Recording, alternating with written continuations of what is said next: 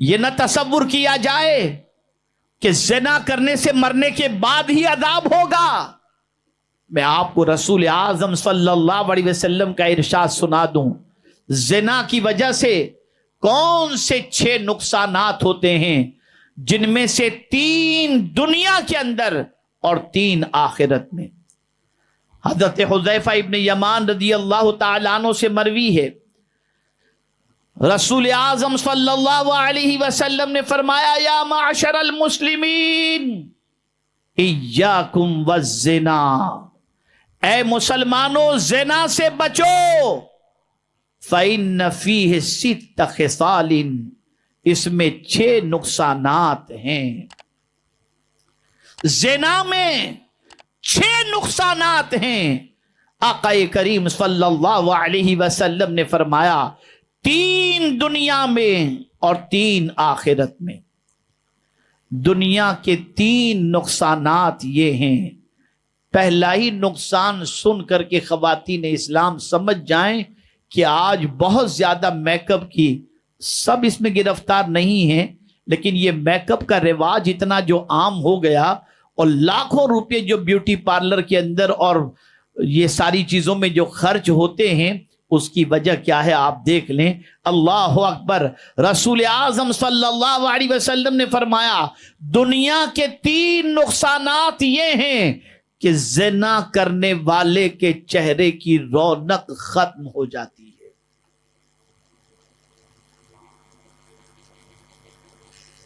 چہرے کی رونق ختم ہو جاتی ہے۔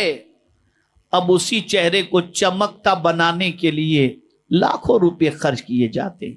میں یہ نہیں کہتا کہ ساری عورتیں جو میک اپ کراتی ہیں وہ آوارہ ہیں، نہیں، لیکن اب معاشرے کے اندر یہ رواج بن پڑا ہے اور چل پڑا ہے، اور اسی کی طرف عورتوں کی توجہ۔ لیکن اگر کوئی عورت چاہتی ہے اس کے چہرے کی چمک بے پناہ ہو، چہرے کے اندر جاذبیت ہو، چہرے کے اندر نورانیت ہو، میں پورے یقین کے ساتھ کہتا ہوں، اے خواتین اسلام، اس رسول اعظم صلی اللہ علیہ وسلم کا ارشاد اپنے دل و دماغ کے اندر محفوظ کر لو، جو سچ کے علاوہ کچھ نہیں کہتے۔ وہ پیغمبر رحمت صلی اللہ علیہ وسلم فرماتے ہیں، جو تہجد کی نماز ادا کرے دن میں اللہ اس کے چہرے کو منور کر دیا کرتا ہے۔ لیکن کیا کیا جائے؟ اللہ ماشاء اللہ، رات تو سیریلوں میں، انسٹاگرام پر، فیس بک پر، یوٹیوب پر گزرتی ہے۔ العیاذ باللہ، العیاذ باللہ، العیاذ باللہ۔ تو پیغمبر رحمت صلی اللہ علیہ وسلم نے فرمایا زنا کرنے والے کے چہرے کی رونق ختم ہو جاتی ہے۔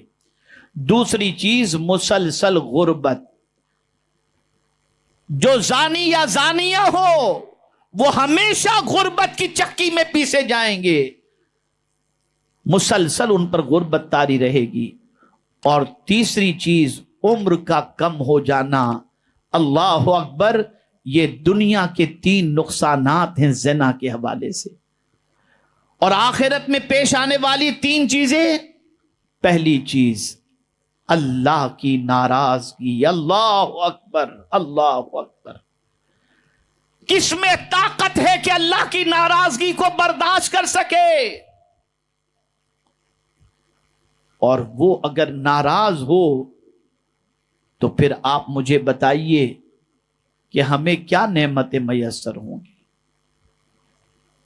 تو آخرت میں جو تکلیفیں آنے والی ہیں زنا کرنے والوں کو، ان میں سے پہلی تکلیف ہے اللہ کی ناراضگی۔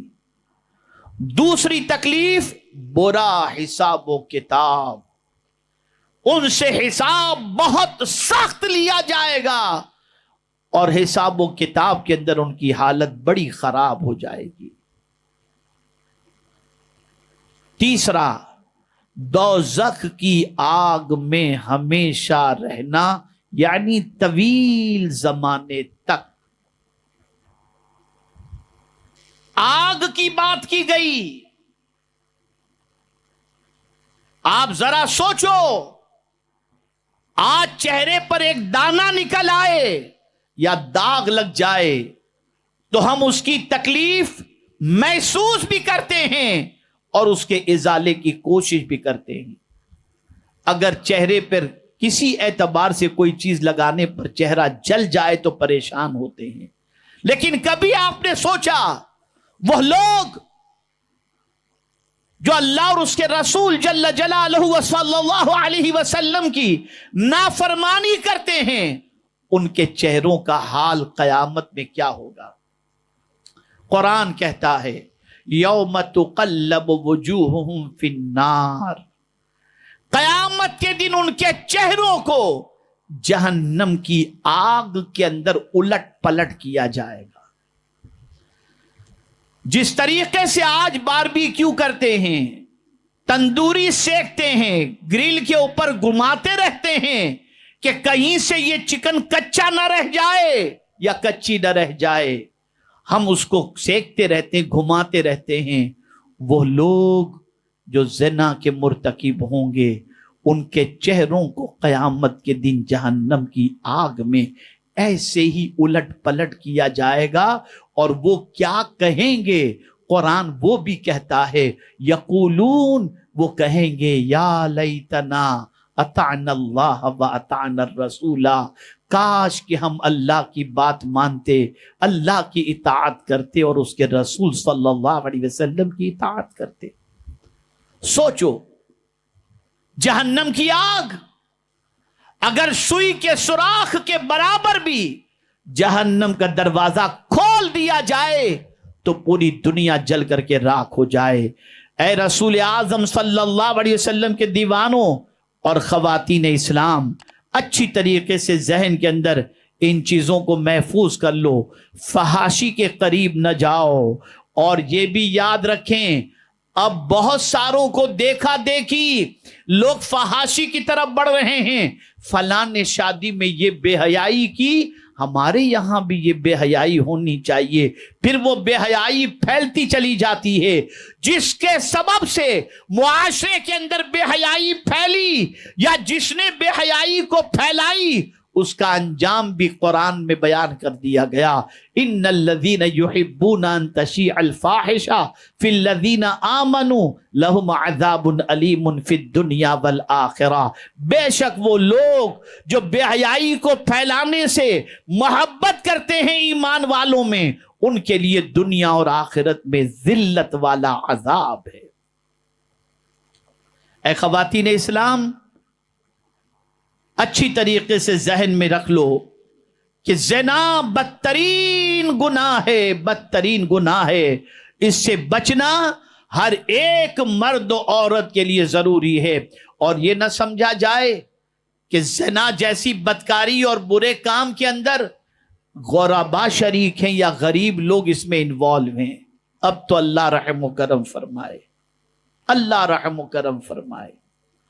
وہ لوگ جو بہت زیادہ خوشحال ہیں سیریل دیکھ کر، گندگی دیکھ کر، اب بے غیرت مرد اپنی بیویوں کو دوستوں کے حوالے کرتے ہیں اور اس طریقے سے زنا کو پروموٹ کرتے ہیں، اور حالات یہ بن چکے ہیں کہ اللہ رحم و کرم فرمائے پاکیزہ زندگی گزارنے کا جذبہ جیسے ختم ہو چکا ہے، اور دنیا شاید یہ سوچ رہی ہے کہ ایس کی زندگی گزار لیں. سن لو، کان کھول کر کے سن لو، یہ چند دنوں کی زندگی کو اگر گناہوں کے اندر گزارے تو اس کا انجام بہت سخت ترین ہوگا. آئیے میں آپ کو بتاؤں رسول گرامی وقار صلی اللہ تعالی علیہ وسلم نے کیا ارشاد فرمایا. آقا کریم صلی اللہ علیہ وسلم فرماتے ہیں جس قوم میں زنا اور سود عام ہو جائے اور لوگ اس میں کثرت سے مبتلا ہو جائیں تو وہ لوگ اپنے اوپر اللہ کے عذاب کو اتار لیتے ہیں. یعنی زنا کرنے والا خود اور زنا کرنے والی خود اللہ کے عذاب کو گویا کہ دعوت دے رہے ہیں. اے رسول اعظم صلی اللہ تعالی علیہ وسلم کے پیارے دیوانوں، زنا کی وجہ سے اللہ دعاؤں کو قبول بھی نہیں فرماتا۔ آقائے کریم صلی اللہ علیہ وسلم نے یہ بھی ارشاد فرمایا، زنا ایمان کے منافی ہے، یعنی زنا کرنے والا جب زنا کے اندر ملوث ہوتا ہے تو اس کے سینے سے ایمان نکل جایا کرتا ہے، العیاذ باللہ۔ اب سب سے سخت ترین زنا کرنے والے کی سزائیں اسے سنیں اور اللہ عز و جل سے پناہ مانگیں۔ بخاری شریف کی ایک طویل حدیث میں آقا کریم صلی اللہ علیہ وسلم نے صحابہ کے سامنے جہنمیوں کے مختلف مناظر دیکھنے کا تذکرہ کیا۔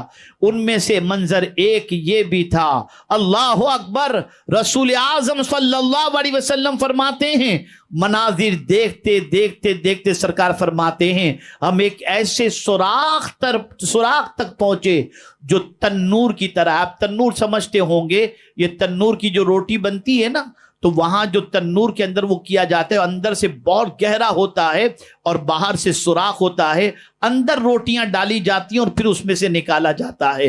اللہ اکبر، رسول رحمت صلی اللہ علیہ وسلم فرماتے ہیں ہم ایک ایسے سوراخ تک پہنچے جو تنور کی طرح تھا، جس کا اوپر کا حصہ تنگ اور نچلا حصہ کشادہ تھا۔ تو ایسا ہی معاملہ ہوتا ہے، اوپر کا حصہ تنگ ہوتا ہے اور اندر کا حصہ کشادہ ہوتا ہے۔ سرکار فرماتے ہیں اس کے نیچے آگ سلگ رہی تھی، جب آگ کی لپیٹ قریب ہوتی یعنی بھڑکتی تو وہ لوگ جو اس سوراخ کے اندر تھے وہ سوراخ کے اوپر آ جاتے ہیں، یہاں تک کہ نکلنے کے قریب ہو جاتے، اور جب آگ بجھ جاتی تو دوبارہ پھر اس میں لوٹ جاتے، اور اس میں ننگے مرد اور عورتیں تھیں۔ ہے عذاب برداشت کرنے کی طاقت؟ بہت بے حیائی پھیلائی جا رہی ہے اور زنا کو بالکل کامن کیا جا رہا ہے۔ یاد رکھیں، اس بدکاری کی سزا برداشت کرنا نہ کسی مرد کے بس میں ہے نہ کسی عورت کے بس میں۔